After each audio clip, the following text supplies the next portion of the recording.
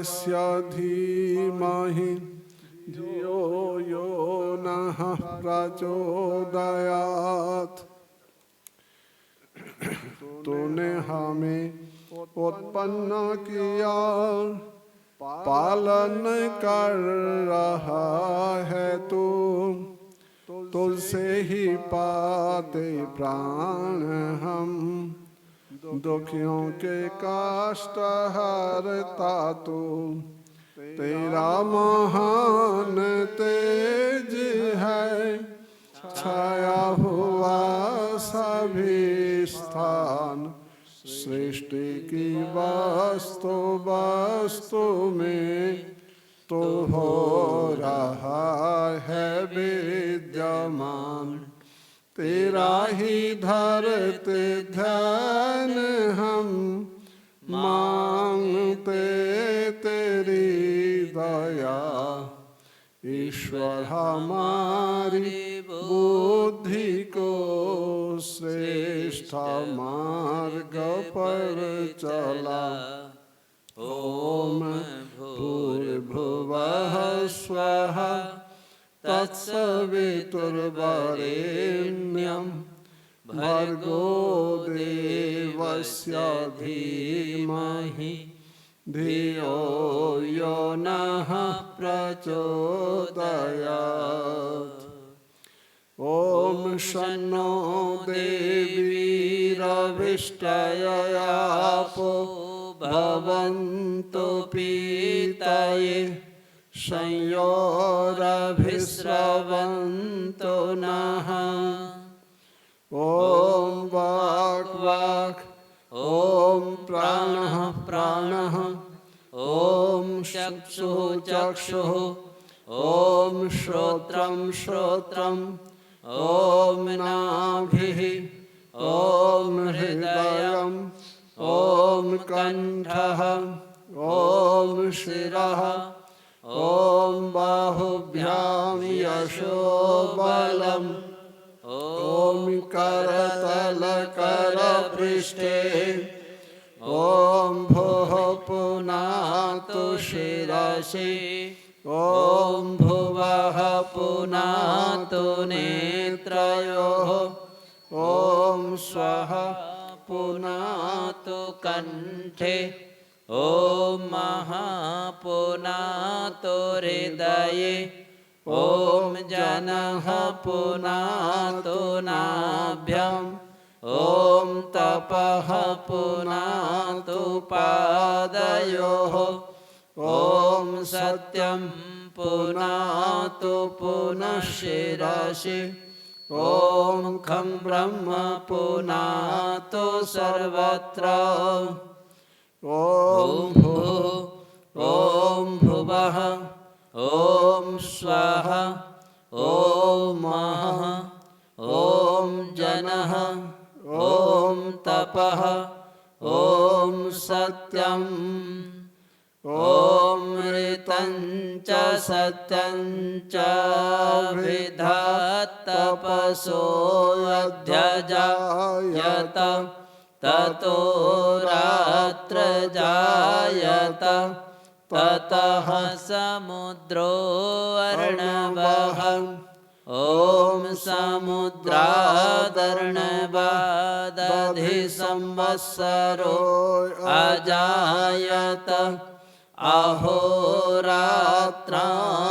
विदधद्विश्वस्मिषतो वसि, ओम सूर्याचन्द्रमसो धाता यथा पूर्वमकल्पयत्, दिवं च पृथिवीं चान्तरिक्षमतो स्वः। ओम शन्नो देवीरभिष्टयापो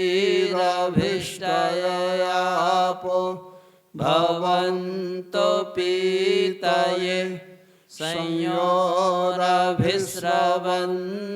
नः। ओम भूर्भुवः स्वः तत्सवितुर्वरेण्यं भर्गो देवस्य धीमहि धियो यो नः प्रचोदयात्। ॐ प्राचीदिगग्निरधिपतिरसितो रक्षितादित्या ईशवः। तेभ्यो नमोऽधिपतिभ्यो नमो रक्षेत्रेभ्यो नमः ईशुभ्यो नमःभ्यो अस्तु। योऽस्मान्द्वेष्टियं वयं निष्मस्ताम्बोजं भेदद्मः। ॐ प्रतीचेदिग्वरुणोऽधिपतिः प्रीदाको रक्षितायन्नमीशवः। तेभ्यो नमोऽधिपतिभ्यो नमो रक्षितृभ्यो नमःभ्यो नमःभ्यो अस्तु। योऽस्मान्द्वेष्टियं वयं निष्मस्ताम्बोजं भेदद्मः। ॐ उदीचेदिक्सोमोऽधिपतिः स्वजो रक्षिता शनिरिषभः। तेभ्यो नमोऽधिपतिभ्यो नमो रक्षितृभ्यो नमःभ्यो नमःभ्यो अस्तु। योऽस्मान्द्वेष्टियं वयं निष्मस्ताम्बोजं भेदद्मः। ॐ ध्रुवादिग्विष्णुरधिपतिः कल्मासग्रीवो रक्षिता वशविरुधैषवः।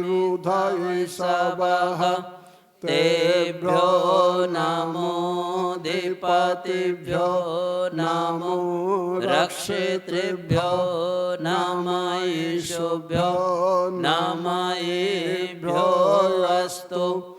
योऽस्मान्द्वेष्टियं वयं निष्मस्ताम्बोजं भेदद्मः। ॐ ऊर्ध्वादिग्बृहस्पतिरधिपतिः श्वित्रो रक्षिता वर्षमिषवः। तेभ्यो नमोऽधिपतिभ्यो नमो रक्षितृभ्यो नमःभ्यो नमःभ्यो अस्तु। योऽस्मान्द्वेष्टियं वयं निष्मस्ताम्बोजं भेदद्मः। ॐ उद्वयं तमसस्परेष्वः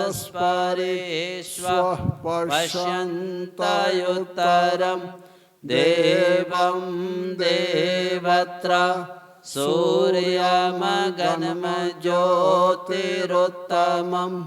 ॐ उदत्यं जातवेदसं देवं महन्ति केतवः। दृशे विश्वाय सूर्यं ॐ चित्रं देवानां मुदगादनीकं। चक्षुर्मित्रस्य वरुणस्याग्निः आप्राद्यावा पृथिवी अन्तरिक्षं। सूर्यात्मा जगतस्तस्थुषश्च स्वाहा। ॐ तच्चक्षुर्देवहितं पुरस्ताच्छुक्रमुच्चरत्। पश्येम शरदः शतं जीवेम शरदः शतं। शृणुयाम शरदः शतं प्रब्रवाम शरदः शतमदीनः स्याम शरदः शतं भूयश्च शरदः शतात्। ॐ भूर्भुवः स्वः तत्सवितुर्वरेण्यं भर्गो देवस्य धीमहि धियो यो नः प्रचोदयात्। हे ईश्वर दयानिधे भवत्कृपया अनेन जपोपासनादि कर्मणा धर्मार्थ काम मोक्षाणां सद्यः सिद्धिर्भवेनः। ॐ नमः शम्भवाय च मयो भवाय च नमः शङ्कराय च मयस्कराय च नमः शिवाय च शिवतराय च। हे प्राण सर्व दुख हरता सर्वव्यापक आनंद के देने वाले प्रभु, जो आप सर्वज्ञ और सकल जगत के उत्पादक हैं, हम आपके उस पूजनीय तम पाप विनाशक स्वरूप तेज का ध्यान करते हैं, जो हमारी बुद्धियों को प्रकाशित करता है। परम पिता, आपसे हमारी बुद्धि कदापि विमुख न हो। आप हमारी बुद्धियों में सदैव प्रकाशित रहें और हमारी बुद्धियों को सत्कर्मों की ओर प्रेरित करें, ऐसी प्रार्थना है। हे ईश्वर दयानिधे, आपकी कृपा से जो उत्तम काम हम लोग करते हैं, वे सब आपके ही समर्पण हैं, जिससे हम लोग आपको प्राप्त होके धर्म जो सत्य और न्याय का आचरण करना है, अर्थ जो धर्मों से पदार्थों की प्राप्ति करना है, काम जो धर्म और अर्थों से इष्ट भोगों का सेवन करना है, मोक्ष जो सब दुखों से छूटकर सदा आनंद में रहना है, इन चार पदार्थों की सिद्धि हमको शीघ्र ही प्राप्त हो। नमस्कार है कल्याण के और सुख के स्रोत को, कल्याण के देने वाले और सुख के देने वाले को नमस्कार है। कल्याण स्वरूप और अत्यंत कल्याण स्वरूप आपको बारंबार हमारा नमस्कार है, नमस्कार है। ओम शांति शांति शांति। ओम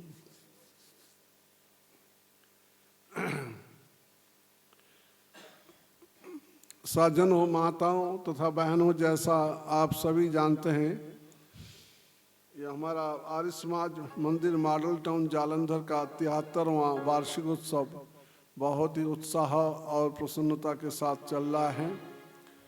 तो आप सबसे निवेदन है, आज का अभी का कार्यक्रम इस संध्या से प्रारंभ हो चुका है। आप जहाँ कहीं हैं, जल्दी से जल्दी इस सत्संग हाल के अंदर आकर के आज के इस कार्यक्रम से जरूर लाभ उठाएं। अब हमारे मध्य में श्री सुरेंद्र आर्य जी वर्तमान हैं। आपसे आग्रह है, आप अपने मधुर भजन से कार्यक्रम को आगे बढ़ाएंगे। श्री सुरेंद्र आर्य जी। विद्यते नाय। श्रद्धेय आचार्य विष्णुमित्र वेदार्थी जी, आदरणीय पंडित सत्यप्रकाश शास्त्री जी, हमारे अभी बहुत ही मीठे स्वर में और भक्ति भरे भजन प्रस्तुत कर रहे थे आदरणीय भ्राता सुरेंद्र आर्य जी, तबला संगत रवि जी, हमारे आर्य समाज के महामंत्री जी अजय महाजन जी एवं कोषाध्यक्ष श्री जोगेंद्र भंडारी जी, प्रधान श्री अरविंद गही जी, ज्ञानमयी भक्तिमयी मातृशक्ति धर्मप्रेमी सज्जनों, इस सायंकाल बेला में आचार्य जी के जैसे उपदेश चल रहे हैं कि ईश्वर सच्चित आनंद स्वरूप हैं और उसकी गहन चिंतन दे रहे थे, उसके अकॉर्डिंगली ईश्वर की सत्ता के बारे में इस भजन के अंदर बहुत सुंदर भावों को कवि प्रकाश जी ने जो वर्णन किया है कि ईश्वर की सत्ता कहाँ कहाँ पर है, कैसे कैसे हैं, तो भजन को सुनेंगे तो आनंद आएगा आपको। आइए।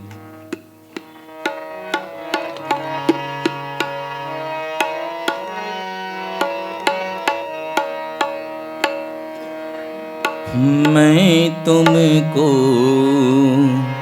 पहचान न पाया, मैं तुमको पहचान न पाया, मैं तुमको पहचान न पाया, मैं तुमको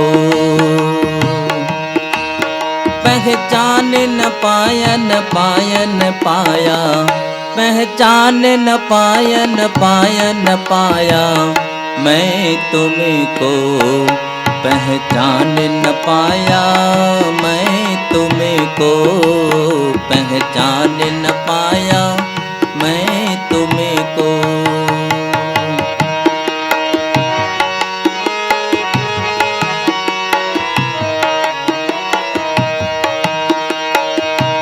बनी उपवन में नगर डगर में फिरा भटकता गिर गहवर में, बनी उपवन में नगर डगर में फिरा भटकता गिर गहवर में, हटन में बाटन में बिथन में बिथन में वृक्षन में बेलन में हिरन में हिरन में हरन में दहिरी दे चिन्ह में हिरन में हरन में भूषण में तन में हिरन में हरन में भूषण में तन में, कानन में कुंजन में गोधन में गवालन में वृक्षन में गोधन में गाभिन में धन में, जित्यु देखो तित्यु मृम प्रभु ही दिखाई दे, तो प्रभु मेरे छाए रहे नैनन में बन में, प्रभु मेरे छाए रहे नैनन में बन में, प्रभु मेरे छाए रहे नैनन में बन में, किंतु पास मेरे हो हरदम, मैं तुमको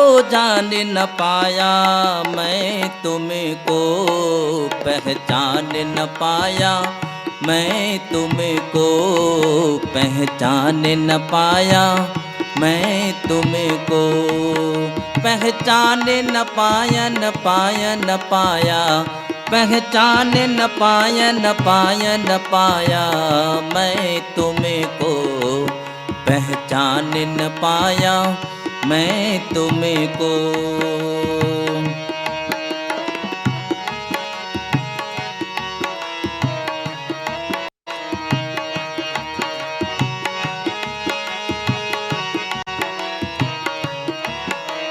रवि शीस पदार्थ चमकाए, अन्न औषधि फल फूल उगाए, रवि शीस पदार्थ चमकाए, अन्न औषधि फल फूल उगाए,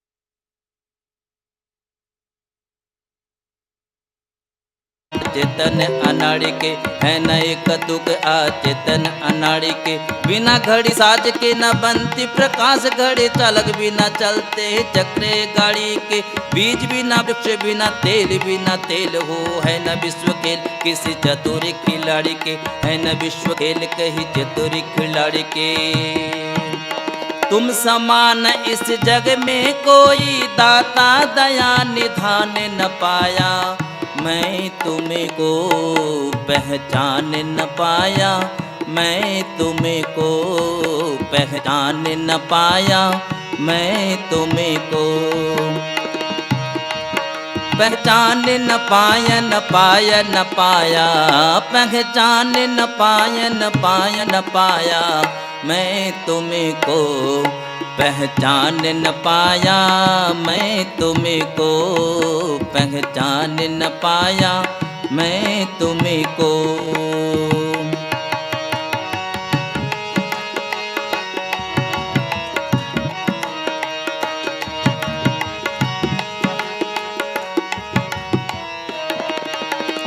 जल से धोया मलमल निर्मल, धोया नहीं कभी कलुषित मन, जल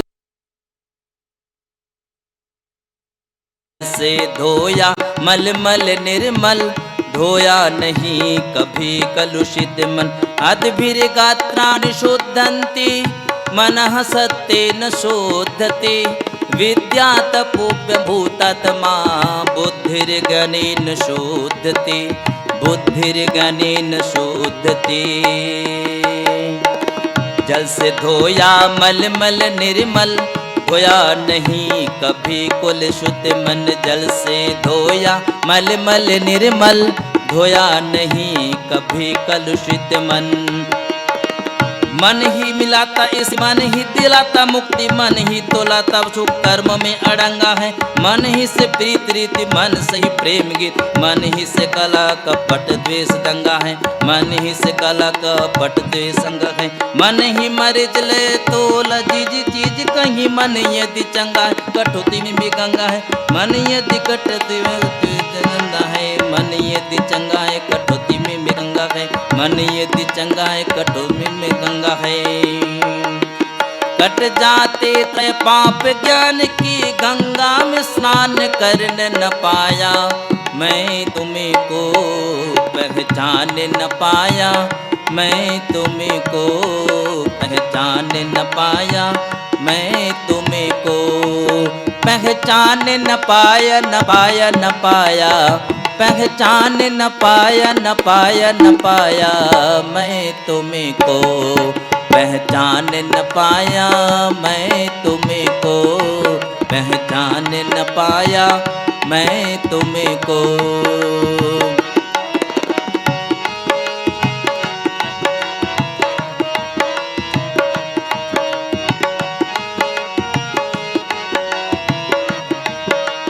अखिल विश्व की व्यापक सत्ता, साक्षी दे रहा पत्ता पत्ता। अखिल विश्व की व्यापक सत्ता, साक्षी दे रहा पत्ता पत्ता। कहीं उच्च शैल कहीं कशोहर खेत, कहीं उच्च शैल कहीं कसी उच्च खुद। कहीं प्रकृति नट के हर पट लहराया है, कहीं बरसाया अंधाधुन जल प्रकाश। कहीं प्राणी बूंद बूंद को भी तरसाया, कहीं प्राणी बूंद बूंद को भी तरसाया है। हुआ है उजालो आंखों में चकचंद, कहीं कहीं अधिकार जमाए। पार नहीं पाया चतुरुक चित चकराया, कबीर की माया कहीं धूप कहीं छाया। प्रभु ही की माया कहीं धूप कहीं छाया, प्रभु ही की माया कहीं धूप कहीं छाया है। पाया पता प्रकाश तुम्हारा, फिर अपना पता न पाया। मैं तुम्हें को पहचान न पाया, मैं तुम्हें को पहचान न पाया। मैं तुम्हें को पहचान न पाया, न पाया न पाया। पहचान न पाया, न पाया न पाया। मैं तुम्हें को पहचान न पाया, मैं तुम्हें को पहचान न पाया। मैं तुम्हें को पहचान न पाया।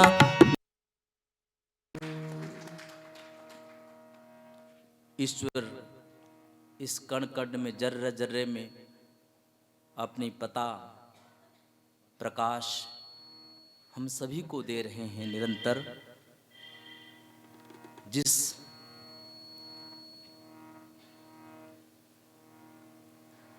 आर्य समाज के अंदर हम सभी बैठे हुए हैं, उसके संस्थापक महर्षि स्वामी दयानंद सरस्वती जी के बारे में अगर भजन न कही जाए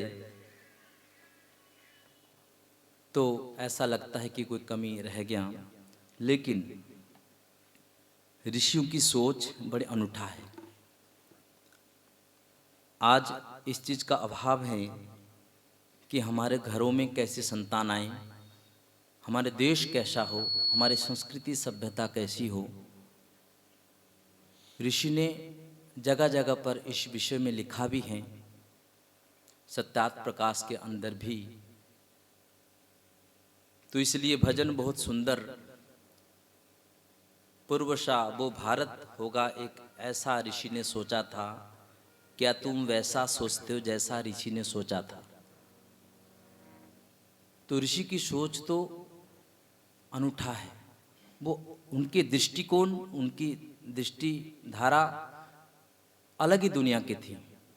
लेकिन कवि बहुत सुंदर इस भजन के अंदर लिखते हैं कि हमारे घर परिवार समाज राष्ट्र कैसा हो, किन किन संतानों की आवश्यकता है। आइए, किसी ने बहुत पुराने भजन इसको गाया था, तो मैं आपके सामने इस भजन को प्रस्तुत करता हूँ।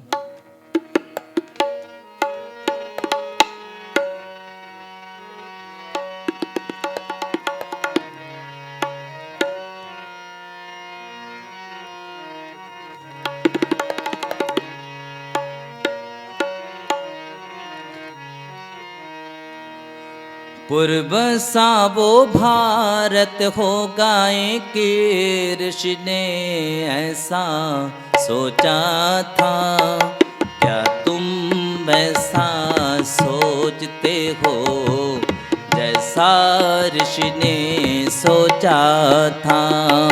क्या तुम वैसा सोचते हो जैसा ऋषि ने सोचा था? पूर्व सावो भारत होगा एक ऋषि ने ऐसा सोचा था, क्या तुम वैसा सोचते हो जैसा ऋषि ने सोचा था? क्या तुम वैसा सोचते हो जैसा ऋषि ने सोचा था?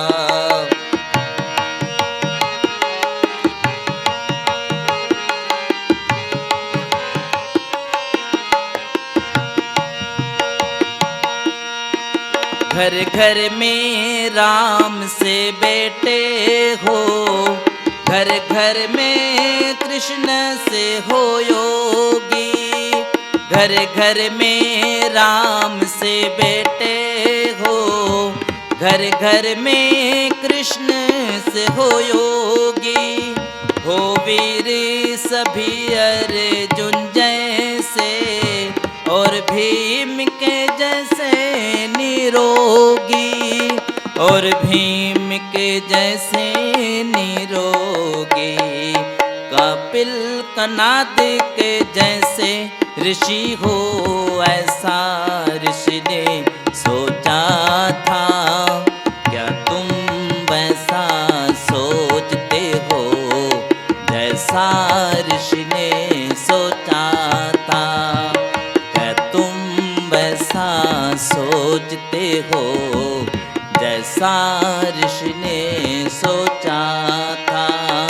पूर्व सावो भारत होगा एक ऋषि ने ऐसा सोचा था।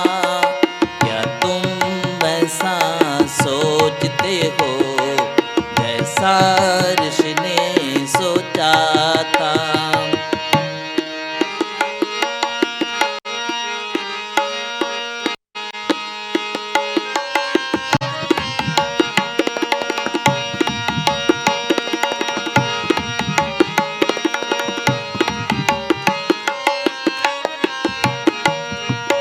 हो बाल के अभिमन्यु जैसे, हो वीर सभी लब कुश जैसे। हो बाल के अभिमन्यु जैसे, हो वीर सभी लब कुश जैसे। सूर्या पर माल शिवालाए, हो नारी सावित्री जैसे। हो नारी सावित्री जैसे। सीता मदल सा जैसे नारी हो, माता कौशल्या सी रानी। क्या तुम वैसा सोचते हो जैसा ऋषि ने सोचा था? क्या तुम वैसा सोचते हो जैसा ऋषि ने सोचा था? पूर्व सावो भारत होगा एक ऋषि ने ऐसा सोचा था।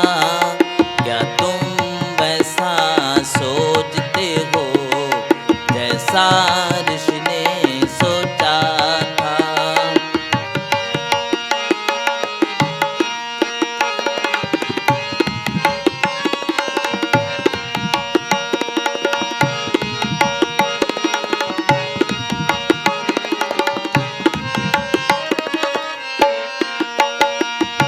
घर घर में यज्ञ सुगंधी हो, वेदों की ऋचाएं सब बोले।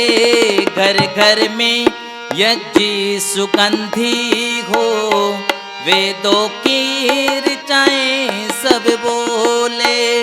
गौएं पाले मक्खन खाए, कोई पशु का मांस नहीं खाए, कोई पशु का मांस नहीं खाए। संस्कृति और सभ्यता की हो रक्षक ऐसा ऋषि ने सोचा था। क्या तुम ऐसा सोचते हो जैसा ऋषि ने सोचा था? क्या तुम वैसा सोचते हो जैसा ऋषि ने सोचा था? पूर्व सा वो भारत होगा एक, ऋषि ने ऐसा सोचा था। क्या तुम वैसा सोचते हो जैसा ऋषि ने सोचा था?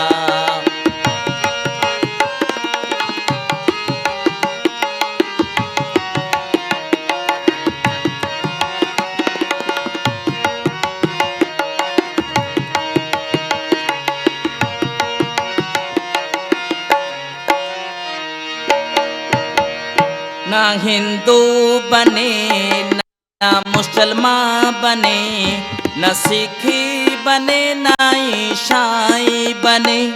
ना हिंदू बने ना मुसलमान बने, न सिखी बने ईसाई बने। सब मानव जाति समझ कर के सब एक अच्छा इंसान बने। सब एक अच्छा इंसान बने। जाति पाति और छुआछूती की ना हो जंजीरा देश है। क्या तुम वैसा सोचते हो जैसा ऋषि ने सोचा था? क्या तुम वैसा सोचते हो जैसा ऋषि ने सोचा था? पूर्व सा वो भारत होगा एक, ऋषि ने ऐसा सोचा था। क्या तुम वैसा सोचते हो जैसा ऋषि ने सोचा था? क्या तुम वैसा सोचते हो जैसा ऋषि ने सोचा था? क्या तुम वैसा सोचते हो जैसा ऋषि ने सोचा था? बोलिए महर्षि देव दयानंद की जय। धन्यवाद बुद्धदेव जी, बहुत सुंदर ये दो भजन आपने सुनाया। एक तो परमपिता परमात्मा के ऊपर था, ये परमात्मा किस प्रकार अणु अणु में कण कण में विद्यमान रह करके इस विशाल ब्रह्मांड को चला रहे हैं। और दूसरा जो ऋषिवर के विषय में, ऋषिवर तो निश्चित रूप से चाहते थे हमारा भारत जो है पूर्ववत बन जाए। जैसा हमारा देश संसार का शेर मोर के रूप में था, गुरु के रूप में था, हमारी संस्कृति सबसे ऊंची थी। तो हमारे देश आक्रांताओं ने, जो मुसलमान आए और अंग्रेज आए और भी बहुत सारे आए, अगर हमारी संस्कृति को पूरी तरह से मतलब समाप्त करने का प्रयास किया, तो ऋषिवर से सब कुछ जानते थे। इसलिए ऋषिवर चाहते थे हमारा देश पूर्ववत बन जाए, तभी जाकर जो है हम सही मार्ग पर चल पाएंगे। तो बहुत सुंदर ये भजन ऋषिवर का सुंदर भजन सुनाया, बहुत बहुत धन्यवाद। अब मैं आर्य जी से निवेदन करूंगा, एक भजन आप प्रस्तुत करें।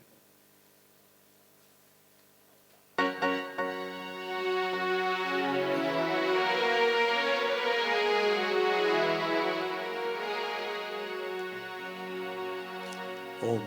तो आइए महर्षि दयानंद जी की महिमा का एक और भजन आपकी सेवा में प्रस्तुत है। साथ में थोड़ी ताली लगाएं।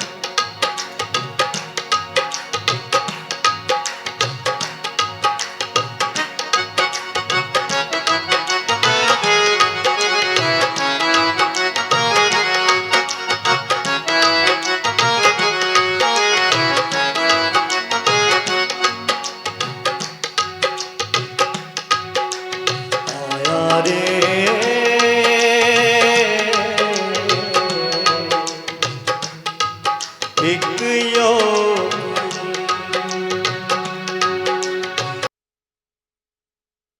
आया रे,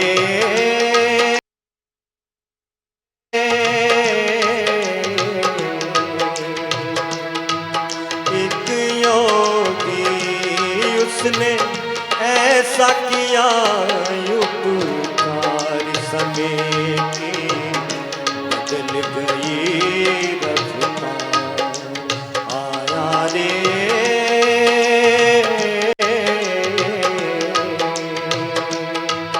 एक योगी,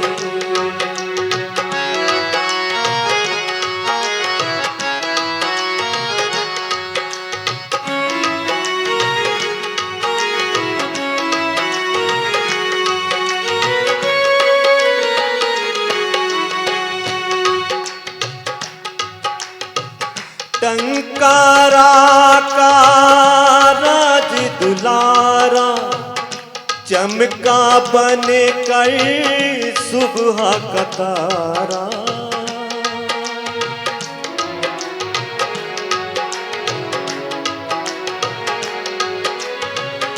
टंकारा का राज दुलारा चमका बन कर सुबह का तारा।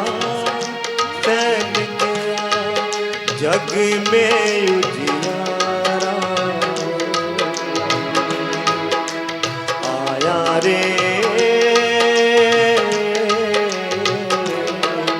एक योगी,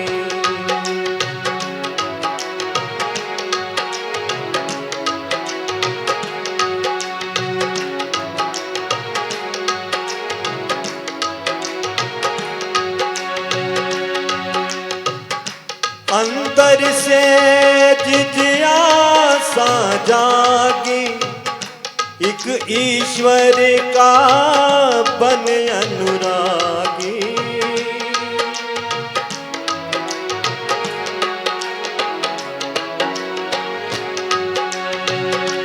अंदर से जिज्ञासा जागी एक ईश्वर का बन अनुरागी। धन दौलत और ममता त्यागियो आया रे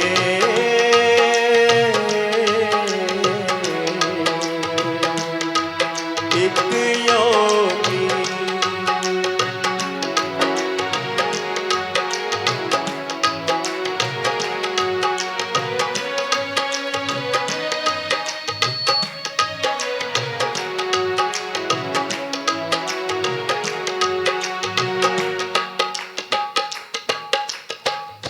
खुद जागा और जगत जगाया योगी बन कर योगी कमाया।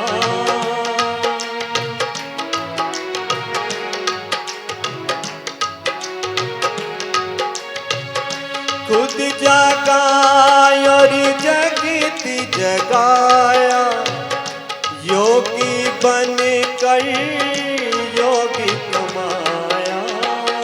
प्रभु की शरण में शीश झुकाया आया रे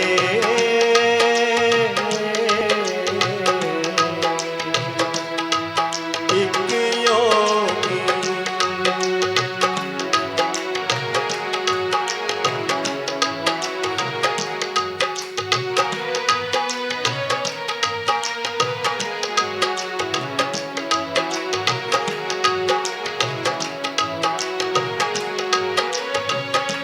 सच्चे शिव का भगत कहाया, परम पिता का दर्शन पाया।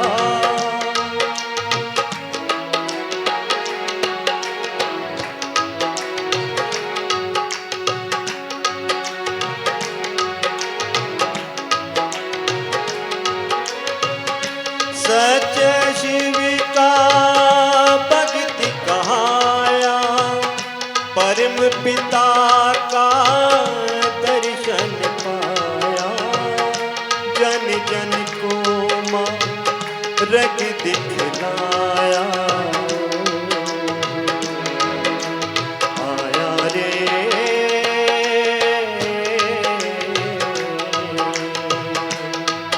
एक योगी, उसने ऐसा किया उपकार, समय की बदल गई रफ्तार। आया रे एक योगी,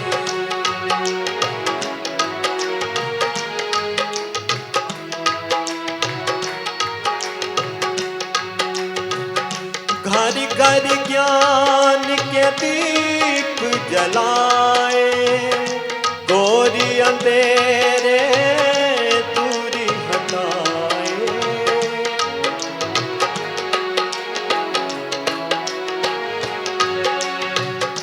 घर घर ज्ञान के दीप जलाए, गोरी अंधेरे दूरी हटाए। नरक बने घर स्वर्ग बनाए,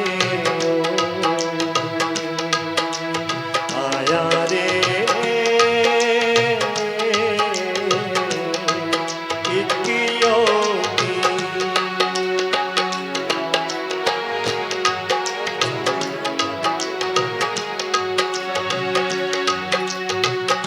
हम कैसे उपकार गिनाए, ऋषिवर की कुल गरिमा गाए।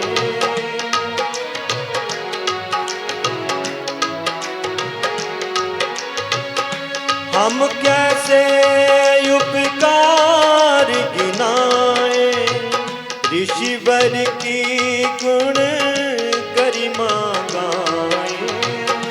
पथिक कहाँ से शब्द जुटाए, आया रे एक योगी, उसने ऐसा किया उपकार, समय की बदल गई रफ्तार। आया रे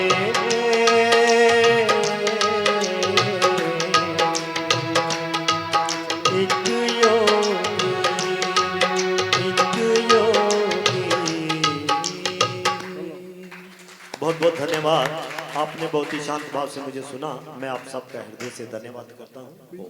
ऐसे ऋषिवर दयानंद जी के ऊपर जो है पथिक जी के बहुत सारे भजन हैं, और पथिक जी ने उनकी जीवनी पर जो है काव्य भी लिखा है। जन्म से मृत्यु तक और सारा काव्य के रूप में उन्होंने लिखा। तो बहुत मतलब सुंदर उनकी रचनाएं हैं। तो आपने भी बहुत सुंदर ढंग से इसको प्रस्तुत किया है। बहुत बहुत आपका हृदय से धन्यवाद। अब आचार्य जी से प्रार्थना करूंगा, आचार्य विष्णुमित्र जी आपने विचारों से जो है हमारा मार्गदर्शन करेंगे। आचार्य जी। ओम ओम, थोड़ी आवाज बढ़ाइए। ओम। आइए सभी मिलकर गायत्री मंत्र का पाठ करते हैं। ओम भूर्भुवः स्वः तत्सवितुर्वरेण्यं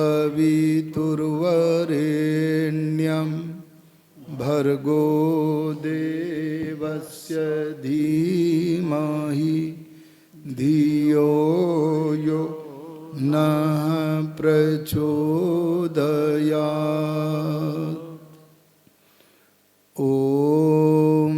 यतो यतः समीहसे ततो नो अभयं कुरु शं नः कुरु प्रजाभ्यो अभयं नः पशुभ्यः।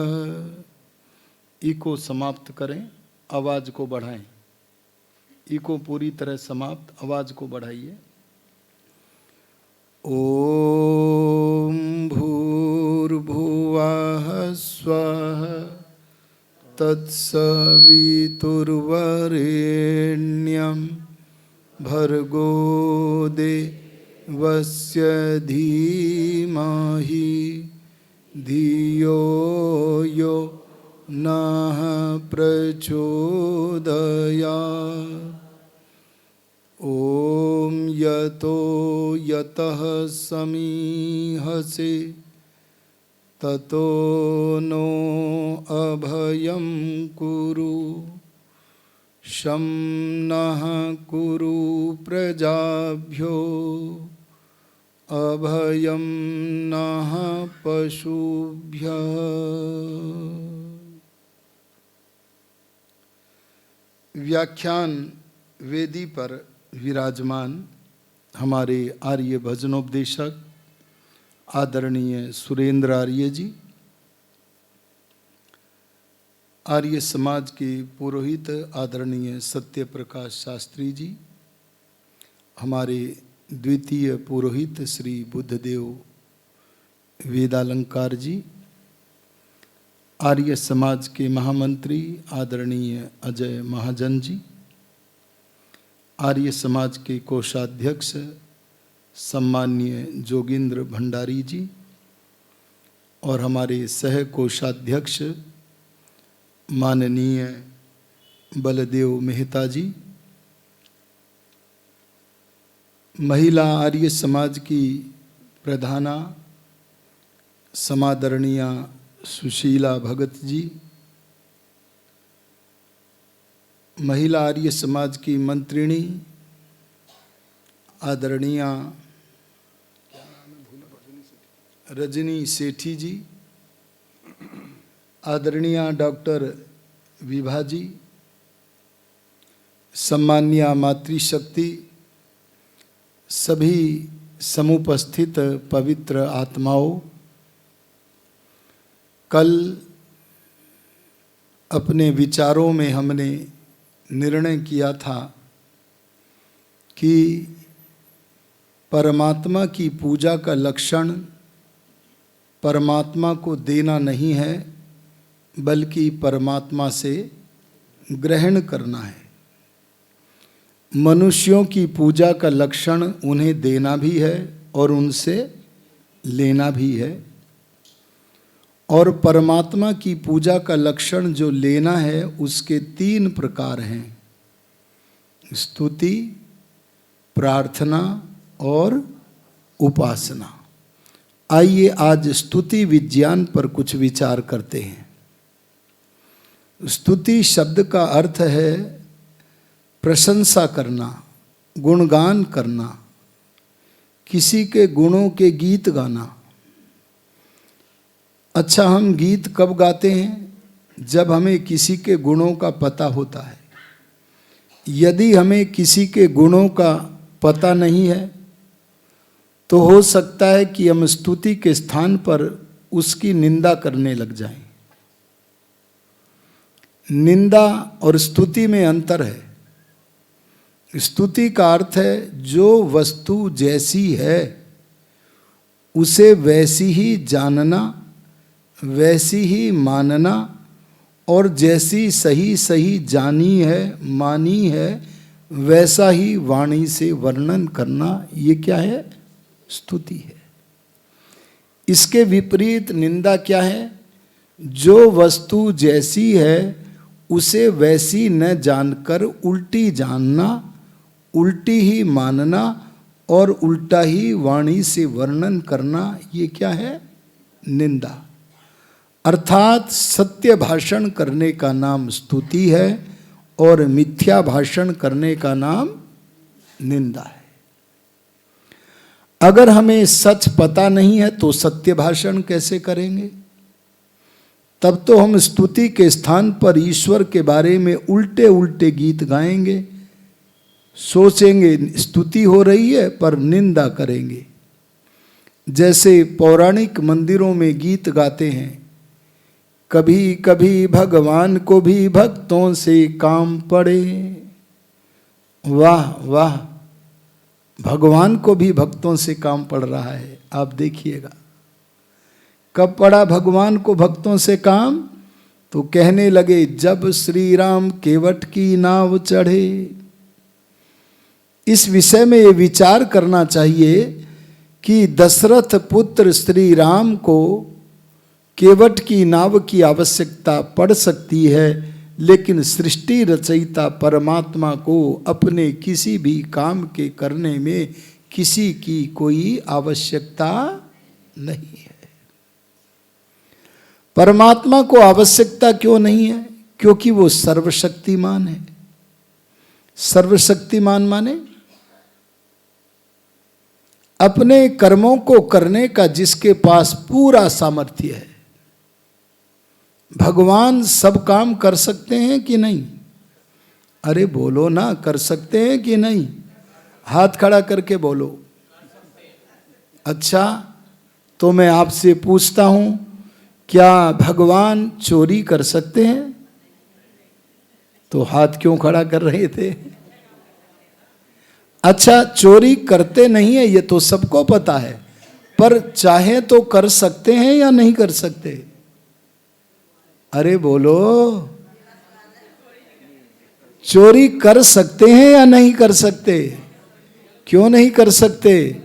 क्योंकि वे पवित्र स्वभाव वाले हैं। जिसका स्वभाव ही पवित्र है वह भला अपवित्र काम कैसे कर सकता है? अच्छा, जो कहते हैं भगवान सब कुछ कर सकते हैं, वे तनिक विचार करें, क्या परमात्मा अपने जैसा एक और भगवान बना सकते हैं? नहीं बना सकते हैं।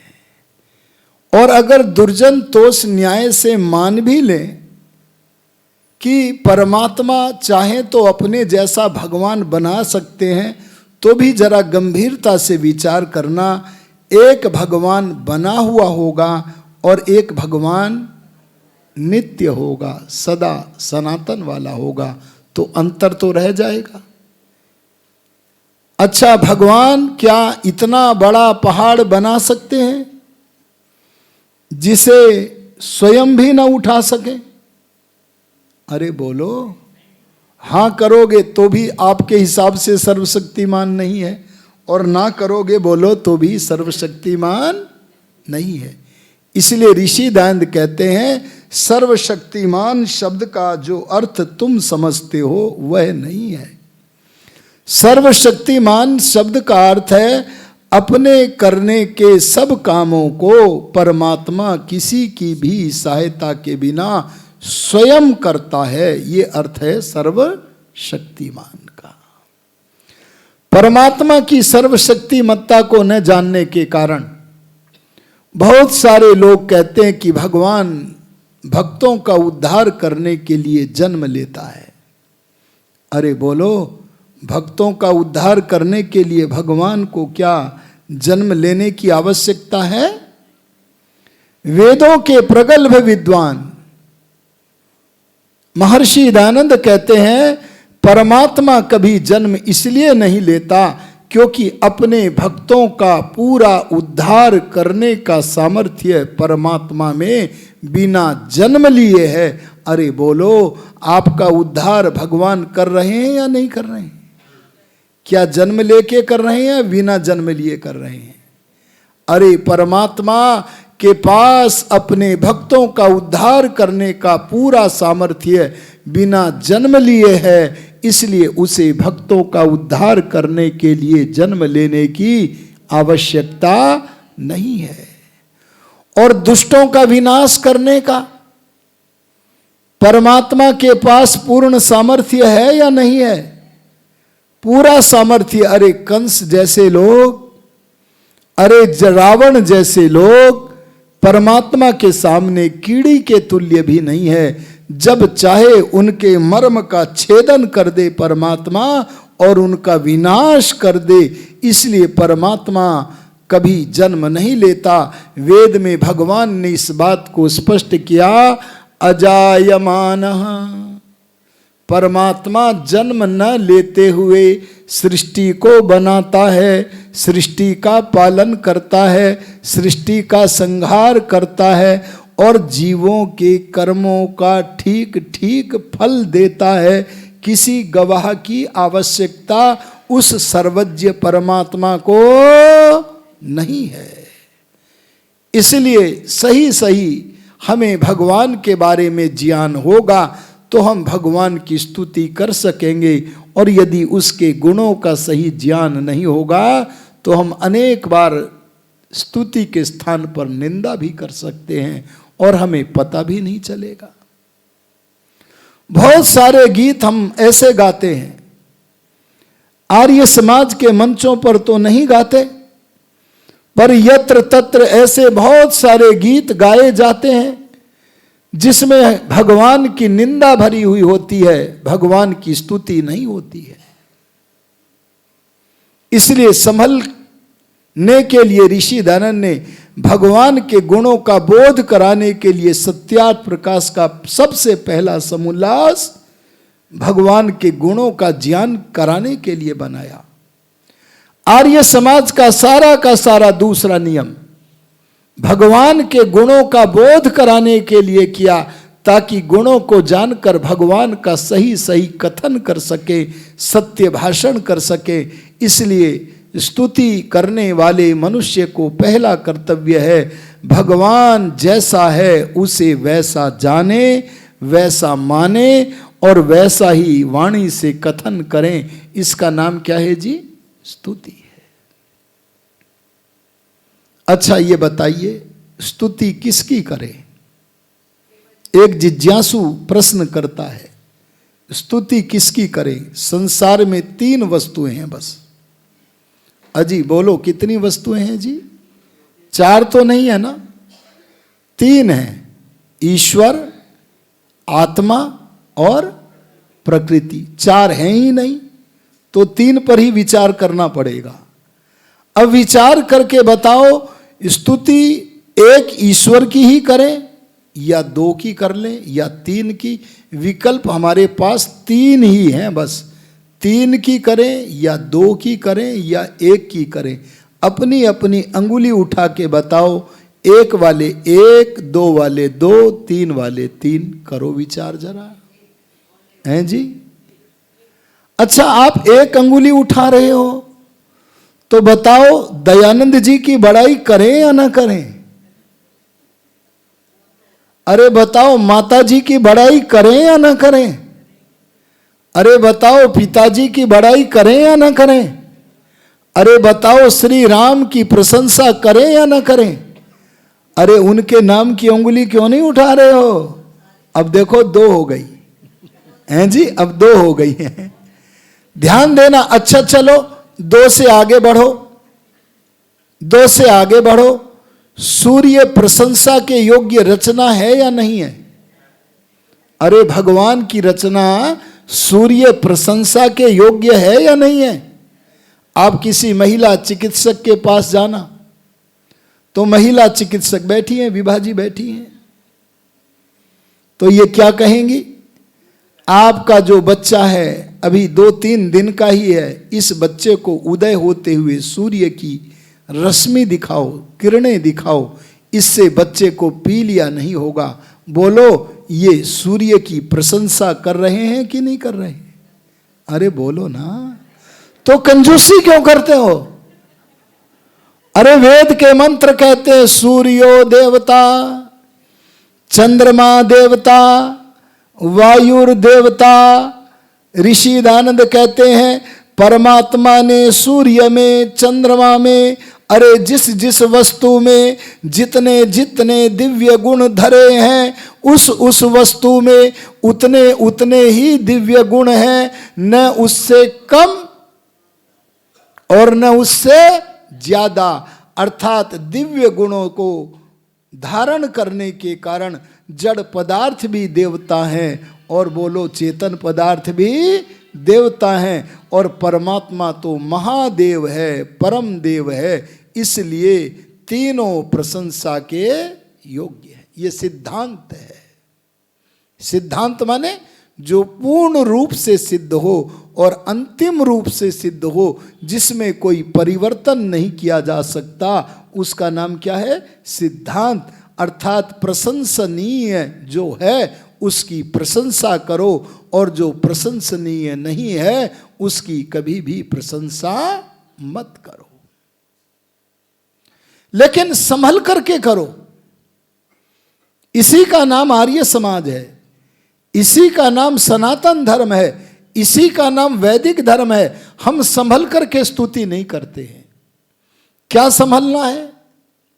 ऋषि दयानंद के ग्रंथ जगह जगह कहते हैं संभलना ये है, जब सांसारिक आंगन में व्यवहार करो तो ईश्वर का भी गुणगान करो, माता पिता आचार्य अतिथि आदि का भी गुणगान करो, और प्राकृतिक वस्तुओं की भी स्तुति करो। पर जब सांसारिक आंगन से परे अति सुंदर, अति विस्तृत, बहुत बड़े महत्वपूर्ण आध्यात्मिक आंगन में विचरण करो, तो वहां केवल परमात्मा का ही विचार करो, क्योंकि परमात्मा के विचार का ही नाम संध्या है। संध्या में किसी का विचार नहीं करना है, वहां राम का गुणगान नहीं करना, वहां योगी राज कृष्ण का विचार नहीं करना, वहां महर्षि दयानंद का विचार नहीं करना, वहां केवल परमेश्वर का ही चिंतन करने का नाम संध्या है। इसलिए संध्यायन्ति संध्यायते वा पर ब्रह्म यस्याम सा संध्या, जिसमें परमात्मा की ही स्तुति की जाती है, परमात्मा की ही प्रार्थना की जाती है, परमात्मा की ही उपासना की जाती है, परमात्मा का ही विचार किया जाता है। बोलो उसका नाम क्या है? संध्या। तो मैं कहता हूं, वैदिक धर्म कहता है सांसारिक आंगन में तीनों की स्तुति करो, पर जब संध्या में बैठो, अरे ब्रह्म यज्ञ में बैठो, अरे आध्यात्मिक आंगन में नेत्रोन्मीलन करके विचार करो, तब वहाँ केवल परमात्मा की ही स्तुति करो। परमात्मा को छोड़कर किसी भी जड़ या चेतन पदार्थ की स्तुति मत करो। समझ में आया जी सिद्धांत? यह है वैदिक सिद्धांत। अब स्तुति कैसे करें? एक व्यक्ति रात्रि में 3 बजे उठा, जब सब सो रहे हैं तब उठा, और उठ करके स्नान आदि करके ध्यान में बैठ गया।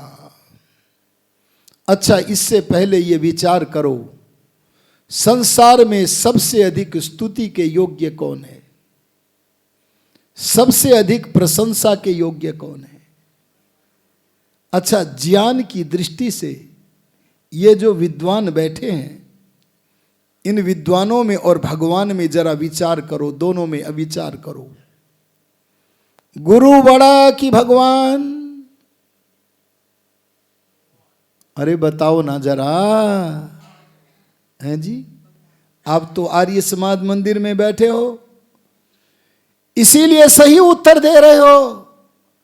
अगर आर्य समाज मंदिर से बाहर मैं प्रवचन कर रहा होता और मैं ये पूछ बैठता कि गुरु बड़ा कि भगवान, तो गुरु के पक्ष में इतने मत मिलते कि भगवान की जमानत जब्त हो जाती। पता ही नहीं है लोगों को कि बड़ा कौन है। ये लोगों माना कि मैंने माँ बड़ी है, पिता बड़ा है, आचार्य बड़ा है, गुरु बड़ा है। दयानंद भी गुरु विरजानंद को बड़ा तो कहते हैं, पर वे ये कहते सर्वतो महान अगर कोई है तो वो परम पिता परमात्मा है। जरा विचार करें, ये विद्वान जब बच्चे थे क्या तब विद्वान थे? अरे बोलो जी, अरे आगे भी क्या सदा विद्वान रहेंगे? सदा विद्वान नहीं रहेंगे। अच्छा बोलो, इनके ज्ञान की सीमा है या नहीं है? या असीम विद्वान है। ऋषि दयानंद जी महाराज काशी में पदार्पण कर गए, वहां की विद्वान मंडली परेशान हो गई, बोले हमारे पेट पर चोट लगती है, ये तो वेद के प्रमाण दे दे करके सत्य वार्ताओं को उपस्थित करता है, हमारा पाखंड चल नहीं पाता है, सनातन धर्म के नाम पर जो असत्य हम परोस रहे थे वो चल नहीं पाता है, तो कैसे ऋषि दयानंद के मुख को बंद करें। तब उनका की सभा लगी और सभा में एक विद्वान ने कहा मैं एक प्रश्न बताता हूं, तुम वो लेकर के ऋषि दयानंद के पास जाओ और अगर उसका उत्तर कुछ भी देंगे तो मुख बंद हो जाएगा। बोले क्या प्रश्न है ऐसा? तब उन्होंने कहा दयानंद के पास जाकर पूछना तुम विद्वान हो या अविद्वान। कितना बड़ा विद्या भास्कर दयानंद, उससे प्रश्न पूछा गया, आप बताइए आप विद्वान है या अविद्वान? अगर दयानंद बोले विद्वान है तो कहना अरे अभिमान क्यों करते हो, आपके ज्ञान की तो सीमा है। और अगर कह दे अविद्वान हो तो कह देना तो इतना कोलाहल काशी में क्यों कर रखा है, अपना एकांत में जाकर के बैठो, तुम्हारा पीछा छूट जाएगा। आहा, इस प्रश्न को लेकर जब विद्या भास्कर दयानंद के पास आए तो सत्य को जानने वाला यथार्थ दृष्टा दयानंद से पूछा कि आप विद्वान हैं कि अविद्वान? आहा, वो मनीषी कहता है, वो विद्यावान कहता है, वो वेद विद्या का सूर्य भी, उसे भी कहना पड़ा मैं अनेक विषयों में विद्वान हूं और अनेक विषयों में विद्वान नहीं हूं, अर्थात मैं विद्वान तो हूं पर मैं सर्वज्ञ नहीं हूं। देखो, जब दयानंद जैसा व्यक्ति भी सर्वज्ञ नहीं है तो छोटे मोटे गुरुओं की तो बात ही क्या करनी है। क्या आपने जालंधर में कोई इतना बड़ा विद्वान बुलाया है? जितना बड़ा विद्वान भगवान है। अरे बोलो, अरे कभी भूतो न भविष्यति न त्वा वा अन्य जातो न जनिष्यते। वेद में परमात्मा कहते हैं कि मेरे तुल्य संसार में न कोई था, न है, न होगा। इसलिए संसार में सबसे ज्यादा स्तुति के योग्य यदि कोई है तो वो केवल परमपिता परमात्मा है। अच्छा, बलवान तो बड़े बड़े देखे होंगे। श्री राम कितने बलवान थे। अच्छा, हनुमान कितने बड़े बलवान थे कि नहीं थे? जब हनुमान माता सीता का पता लगाकर लंका से लौटे, सारा समाचार वहां का कहा, तो एक व्यक्ति श्री राम को कहने लगा अभी हनुमान जी ने सारी वार्ताएं आपको नहीं बताई हैं। बोले कौन सी बच गई है? तब कहा कि हनुमान रावण की लंका के कुछ भाग को जला करके आए हैं। आहा, तब हनुमान की इस वार्ता को सुनकर के राम के मुख से वाक्य निकला था, कथम वीर त्वया दग्धा विद्यमाने दशानने। तूने दशानन रावण के रहते हुए, उसके विद्यमान रहते हुए रावण की लंका के भाग को कैसे जला दिया? उस वार्ता को सुनने को मन करता है। आर्यो ध्यान देना, कोई कितना भी बड़ा बलवान हो, अरे दयानंद जैसे बलवान की क्या कहें। कभी तो 4 लोग जब डुबाने के लिए दयानंद को आते हैं तो 2 को पैरों में 2 को हाथों में लेकर के पानी में बैठ गए। अरे बैठ गए कि नहीं बैठ गए? और जब ऊपर निकल के आए, सांस आया, फिर लेकर के बैठ गए। कभी कासगंज में मैं गया अभी प्रवचन करने, वहां जाकर पता लगा कि बाजार में 2 बड़े बलवान सांड आपस में लड़ रहे हैं और हटने को तैयार नहीं है, थक गए हैं। उधर से दयानंद यतिवर गुजर रहे हैं। किसी ने कहा ए यतिवर उधर मत जाओ, 2 क्रुद्ध सांड आपस में युद्ध कर रहे हैं। दयानंद निर्भीक होकर के चलते रहे और जब सांडों के पास आए तो उस बलवान ब्रह्मचारी दयानंद ने दोनों सांडों के सींगों को पकड़ करके यूं एक दूसरे के विरुद्ध धक्का दे दिया और वो एक दूसरे के विरुद्ध होकर एक दूसरे के विपरीत भाग चले। बोलो कितने बड़े बलवान थे दयानंद। किसी ने कहा स्वामी जी कुश्ती करना चाहते हैं, तो ऋषि बोले तुम मेरे बल की परीक्षा लेना चाहते हो, मैं तो स्नान कर चुका हूं, कुश्ती नहीं करूंगा। बस अपने वस्त्र को निचोड़ा और बोले लो इसमें से 1-2 बूंद पानी निकाल दो। दोनों पहलवान प्रयत्न करते रह गए पर पानी न निकाल सके। तब ऋषिदान ने निचोड़ा तो कुछ कण पानी के गिरे। आपके जालंधर की ही घटना है।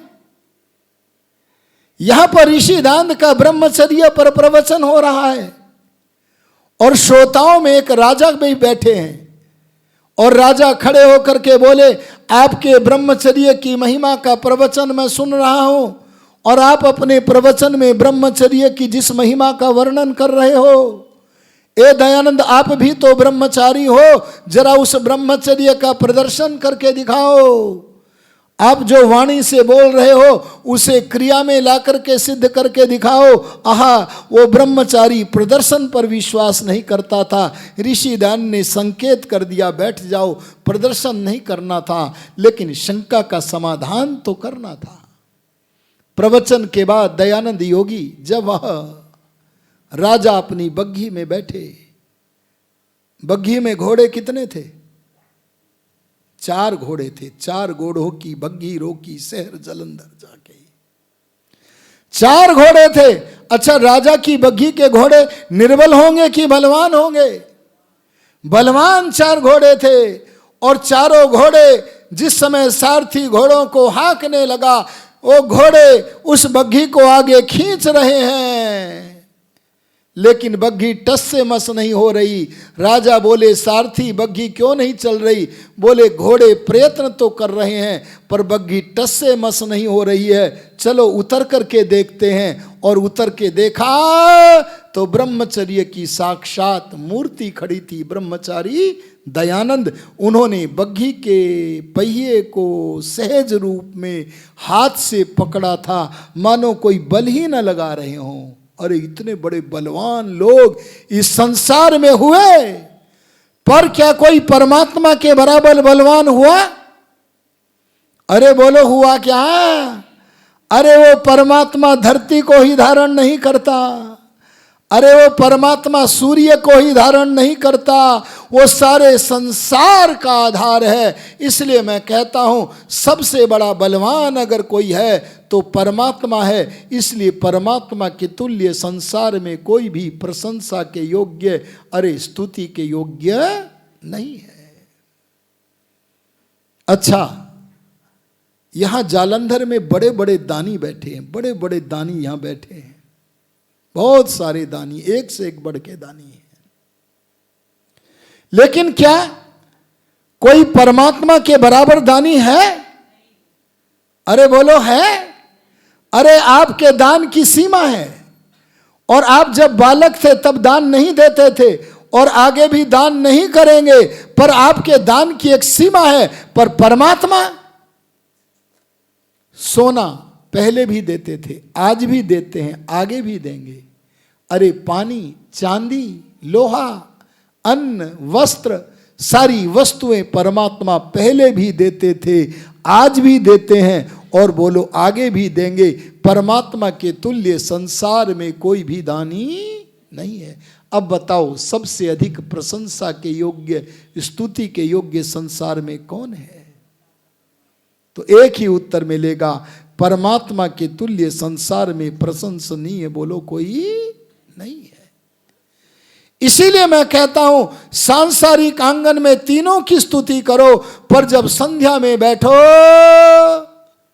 तो भू भुवः स्वः तत् सवितुर्वरेण्यम आदि मंत्र के पदों के भीतर घुसकर परमात्मा की स्तुति के गान में खो जाओ। इतने खो जाओ कि आपको रस लगने लगे, आपकी आंखों में स्नेह के आंसू आने लगे। इतने तन्मय हो जाया करो परमात्मा के गुणों के गीत गाने में। एक व्यक्ति बोला कि परमात्मा के गुणों के गीत गाने से मुझे मिलेगा क्या? तब दयानंद योगी बोले, अरे वेद का मंत्र वो पढ़ करके बोले क्या बोले?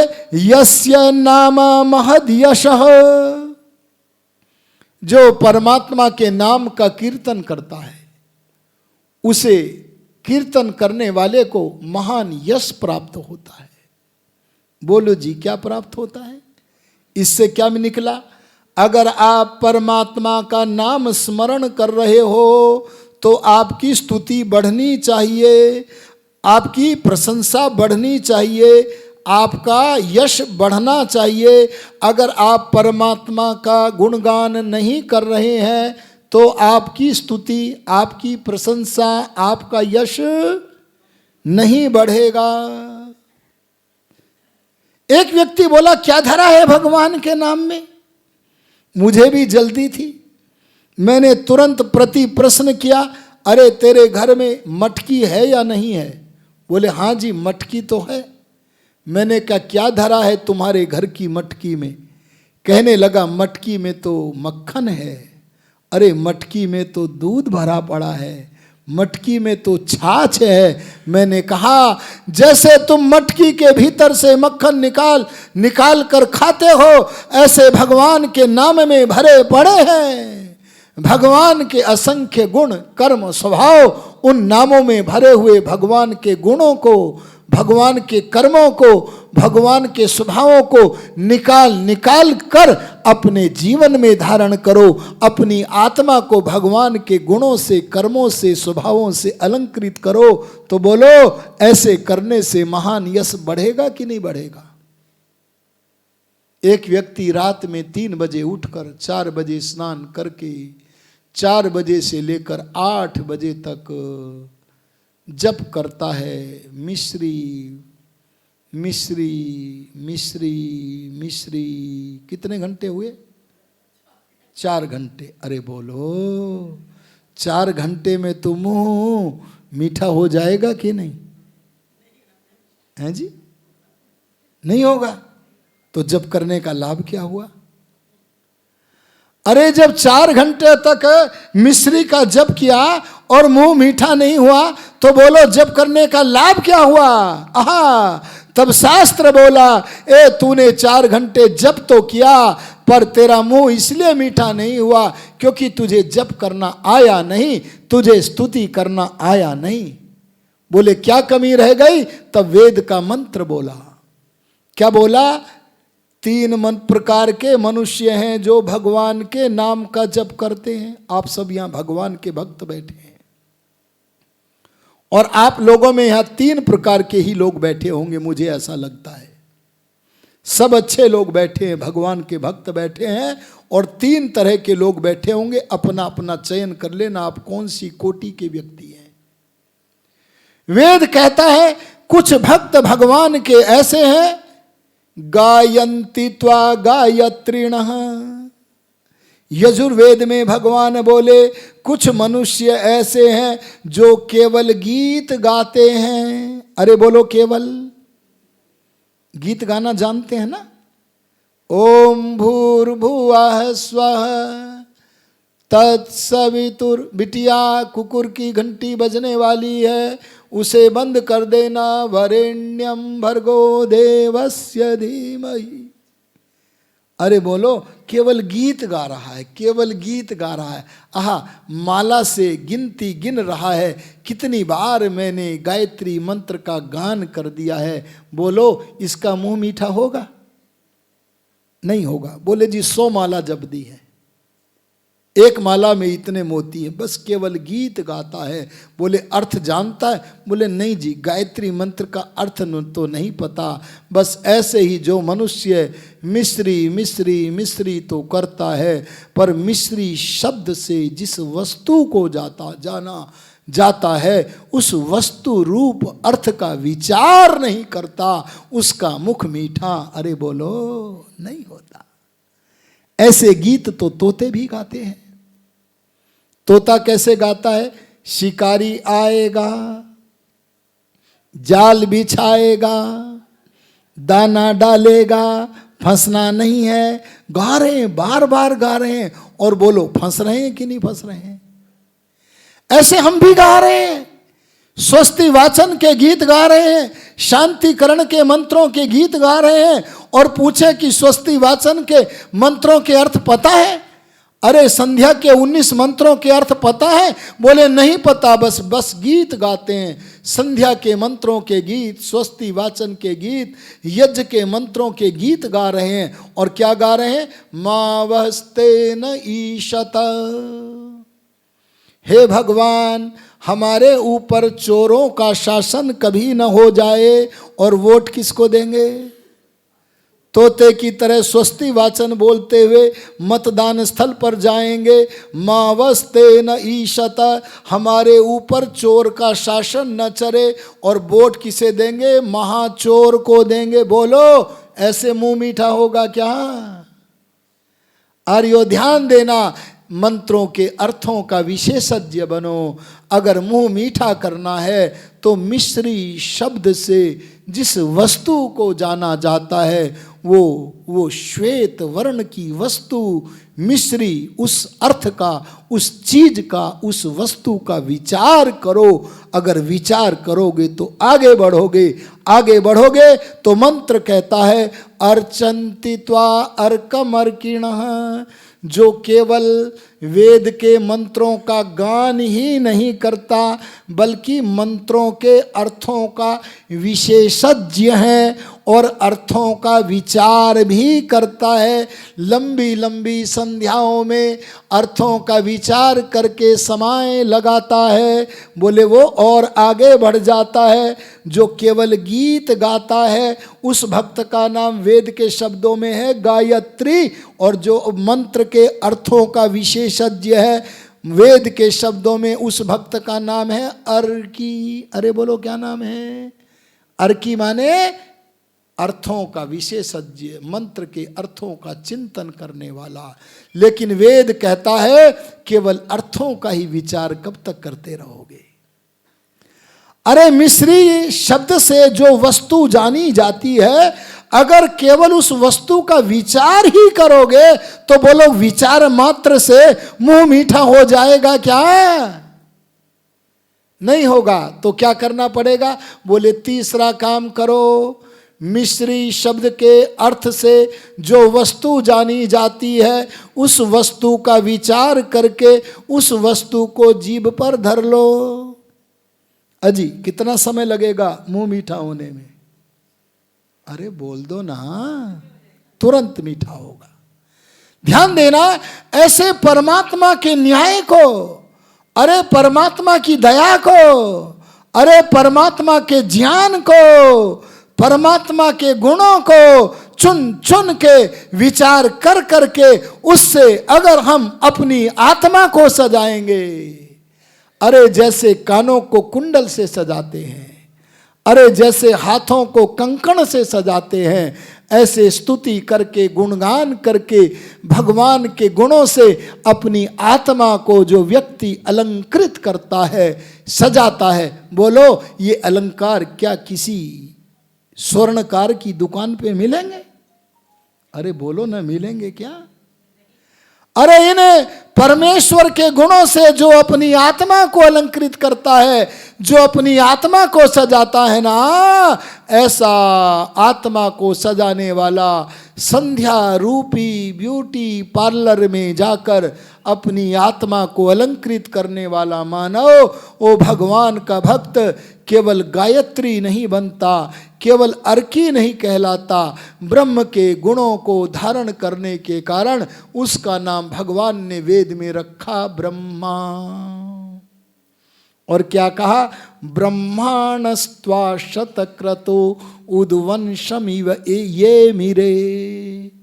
जो ब्रह्म के गुणों के गीत ही नहीं गाता, जो केवल उन गीतों के अर्थों का विशेषज्ञ ही नहीं है बल्कि उन अर्थों से अपने जीवन को सजाता है, अपनी आत्मा को अलंकृत करता है, ऐसे ब्रह्म के गुणों से अपने को सजाने वाला ब्रह्म का भक्त वो बन जाता है ब्रह्मा। अरे बोलो क्या बन जाता है? ब्रह्मा। और ब्रह्मा बनने पर उसे लाभ मिलता है।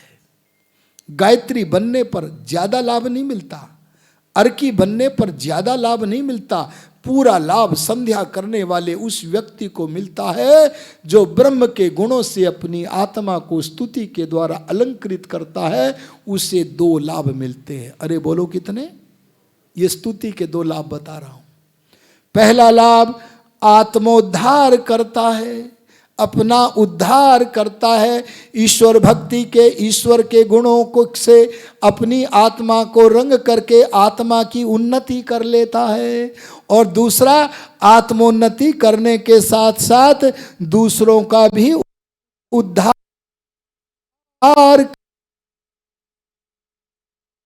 करता है। अरे क्या कारण है? हम सैकड़ों, हजारों, लाखों लोग मिलकर के भी संसार का उतना कल्याण नहीं कर पा रहे हैं जो अकेले दयानंद ने किया। इसका एकमात्र कारण अगर कोई है तो वो कारण क्या है कि दयानंद योगी ने आत्मोद्धार किया था, ब्रह्म के गुणों से अपने आप को अलंकृत किया था। देखो इसे मैं एक लौकिक उदाहरण के द्वारा समझाऊंगा। आम की गुठली थी। अरे बोलो कौन थी? आम की गुठली थी। सेवा में 2 गुठलियां आई। हमने कहा, एक गुठलियों, हम तुम्हारी औषधि बना करके सेवन करेंगे, बोलो तैयार हो? हमने कहा, हमें भूख लगी है, हम तुम्हारा चूर्ण बनाकर तुम्हें खाएंगे, बोलो तैयार हो? एक गुठली बोली, हाँ मेरी औषधि बना सकते हो, खा सकते हो। अगर तुम्हें भूख लगी है तो मेरा चूरा बनाकर मुझे खा सकते हो, मैं अपना बलिदान करने को तैयार हूं। लेकिन एक दूसरी गुठली बोली, ना मैं तैयार नहीं हूं। बताओ इन दोनों गुठलियों में कौन सी बढ़िया है? हैं जी? ये एक कोई बोल रहे हैं कि जिसने मना किया वो बढ़िया है। वो कौन थे अभी? हाँ, रजनी जी के लिए जरा तालियां बजा दो। अरे बजा दो, अरे बजा दो। आहा! उस दूसरी गुठली से कहा, तू क्यों तैयार नहीं है अपने को औषधि के रूप में समर्पित करने के लिए? मैं भूखा हूं, मेरा भोजन बनने के लिए तू क्यों तैयार नहीं है? बोले, मैं दयानंद की तरह गुफा में जाऊंगी। अरे मैं स्वामी आत्मानंद की तरह गुफा में जाऊंगी। अरे मैं पतंजलि की तरह गुफा में जाऊंगी। और कहा, मैं धरती में अंदर घुसूंगी और अंदर घुसने के बाद आहा, मैं वृक्ष के आकार में बढ़ूंगी और वृक्ष के आकार में बढ़ के बहुत सारी लकड़ियां दूंगी और बहुत सारी लकड़ियां ही नहीं दूंगी, बहुत सारे फल दूंगी। और फल ही नहीं दूंगी, मैं बहुत सारी गुठलियां भी दूंगी। आहा, जैसे वो धरती रूपी गुफा में जाकर अपने विकास करने के लिए गई, दूरदर्शी बन करके गई, ऐसे ही जो व्यक्ति बिना अपनी उन्नति किए परोपकार करने में लग जाते हैं, उनसे बहुत बड़ा परोपकार नहीं हो पाता। लेकिन जो गुफा में बैठकर परमात्मा का सत्संग करने के लिए समाधि की तरफ बढ़ जाता है, वह इस जीवन में, अरे इस जीवन में न कर पाया तो आगामी किसी न किसी जीवन में इतना बड़ा परोपकार करने में समर्थ हो जाता है कि उसे देख करके दुनिया के लोग आश्चर्य करते हैं। आर्यो, मैं कहना चाहता हूं कि भगवान के गुणों से जब तक हम अपनी आत्मा को अलंकृत नहीं कर पाते, तब तक हम बड़ा परोपकार करने में भी बोलो सफल नहीं होते हैं। इसलिए हमें आत्मोद्धार करने के लिए तैयार रहना पड़ेगा।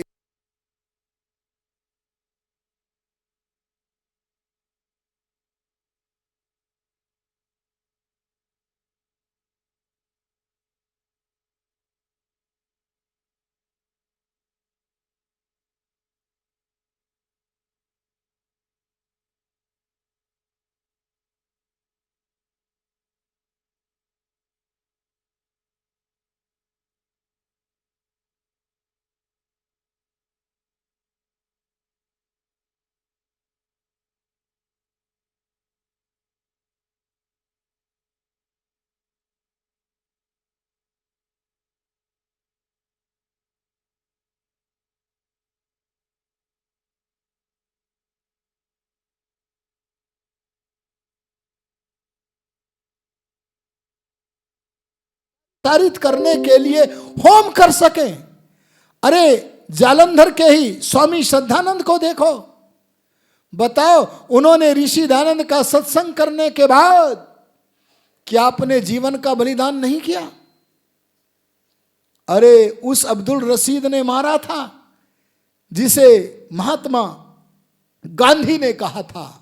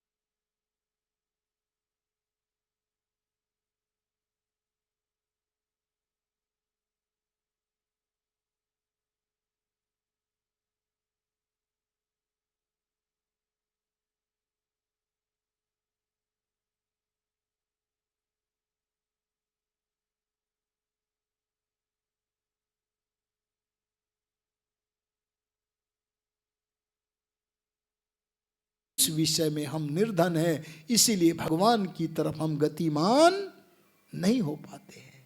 और क्या होगा? उसके गुण कर्म स्वभाव से अपने गुण कर्म स्वभाव का सुधार करेंगे। अरे बोलो, अपने को पात्र बनाएंगे। ये सब करने के लिए हमें भगवान की स्तुति करनी चाहिए, तभी हमारा कल्याण होगा, तभी हमारी पात्रता बढ़ेगी। समय हुआ, अतः इन्हीं शब्दों के साथ अपनी वाणी को विरमित करते हुए रुकता हूँ। ओम शम। धन्यवाद आचार्य जी। ईश्वर स्तुति, प्रार्थना, उपासना के जो तीन भक्ति के तीन अंग हैं, तीन में से स्तुति पर आपने बहुत गहराई से अपना विचार वेद के पूर्व आधार पर ही हमारे सामने रखा। बहुत बहुत हृदय से धन्यवाद।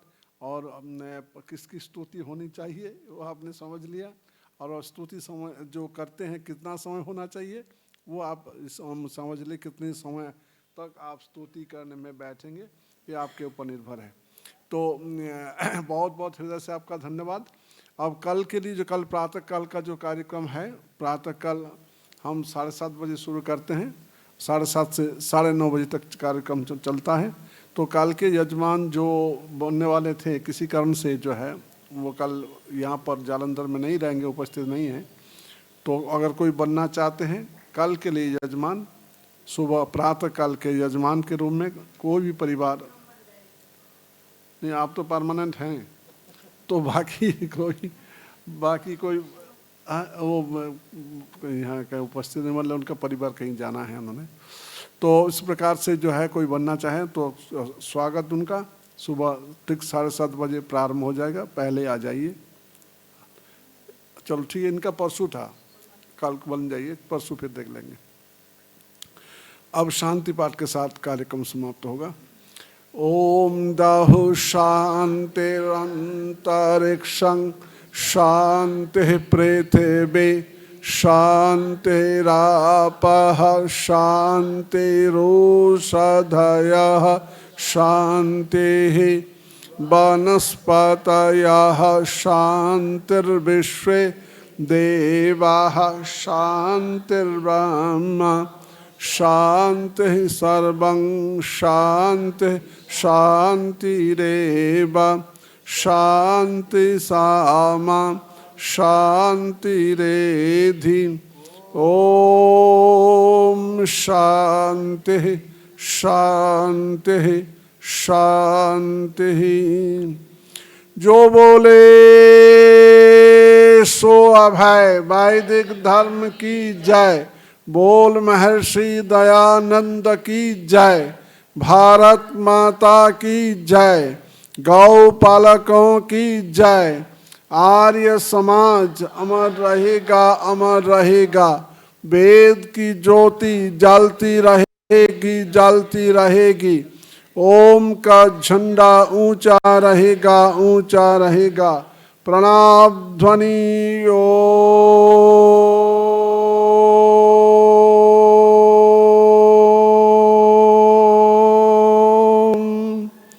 वैदिक अभिवादन। सभी का नमस्ते, धन्यवाद।